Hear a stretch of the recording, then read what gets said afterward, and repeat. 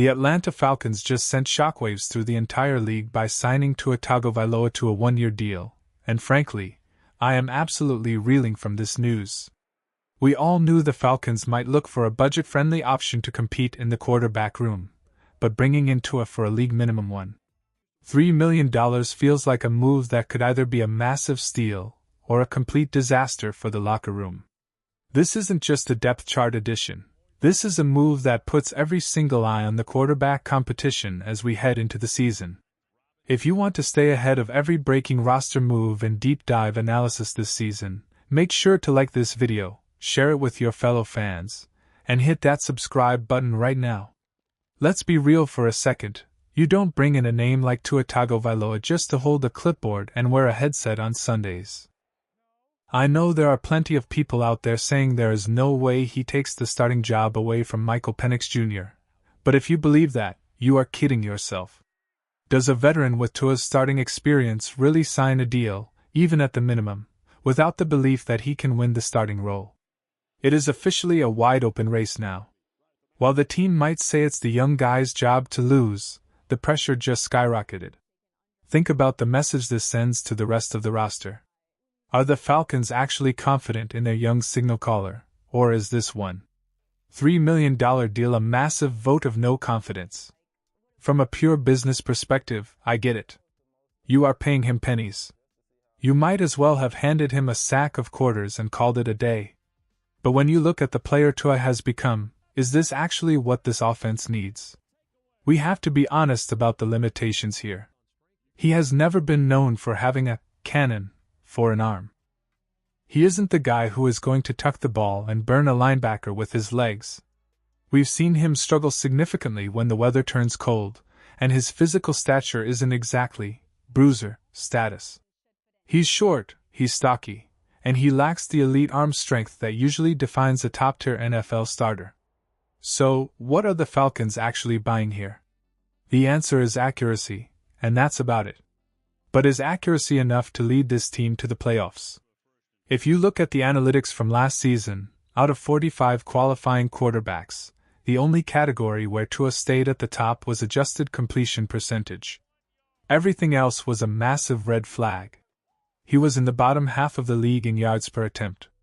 He was near the dead bottom in average depth of target. His big-time throw percentage was abysmal, and his turnover-worthy play percentage was almost the worst in the entire NFL. Basically, he's a point guard. He can dish the ball out on short routes and keep the chains moving, but he isn't going to scare a defensive coordinator with a 60-yard bomb.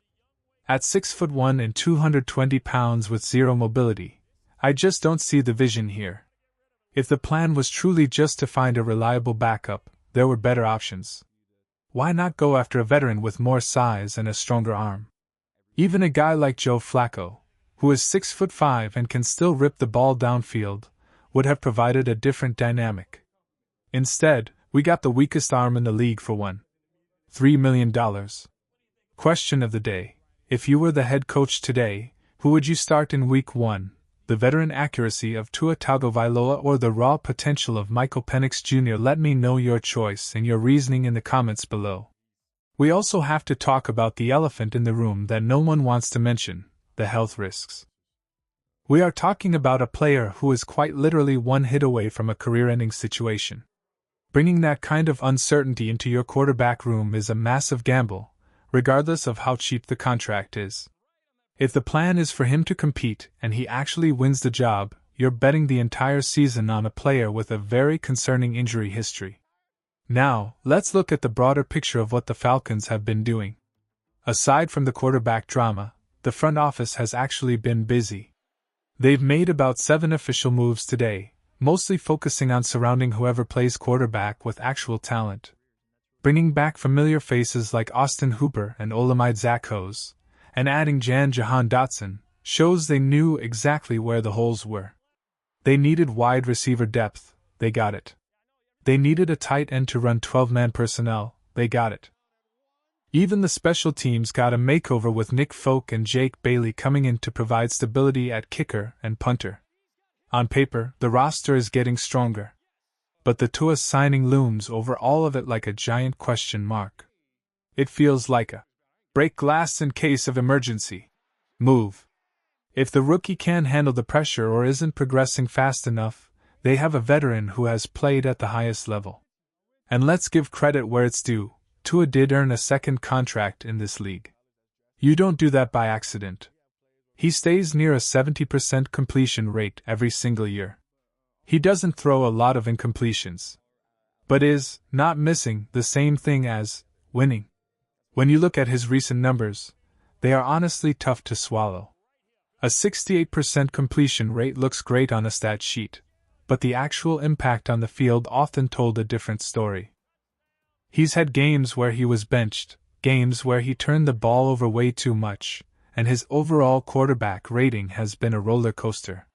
If I had to grade the Falcons' free agency moves as a whole, I'd probably give them a solid B. But this specific signing, this is a C- or a D+ for me. It takes the overall team grade down to a B- because it creates a distraction we didn't need. The front office is clearly gambling on the idea that they can fix his flaws or that he will never actually have to see the field. But in the NFL, the backup is always one play away from being the most important person in the city. If I'm choosing between the future and a limited veteran, I am rolling with the high-ceiling young guy every single day of the week and twice on Sunday. We've seen what TUA is. We know his ceiling. We know his floor. And unfortunately, that floor is lower than many fans want to admit. We are all hoping for a silver lining here, maybe some veteran leadership or a spark of that old college magic. But right now, it feels like a confusing detour on the road to building a contender. The Falcons are trying to play it safe, but in this league, playing it safe is often the fastest way to lose. So, where do we go from here? The roster is nearly set, the holes have been patched, and the stage is set for a training camp battle that will be covered by every sports outlet in the country. The tension is going to be thick enough to cut with a knife. Every practice throw, every preseason snap, and every completed pass will be scrutinized. I want to know where you stand on the state of the team right now. If you had to give the Falcons an overall letter grade for their moves in free agency so far, what would it be? Are you happy with the veteran additions, or does the quarterback situation leave a bad taste in your mouth? We are pushing towards some massive milestones here on the channel, and your support is what keeps this community growing.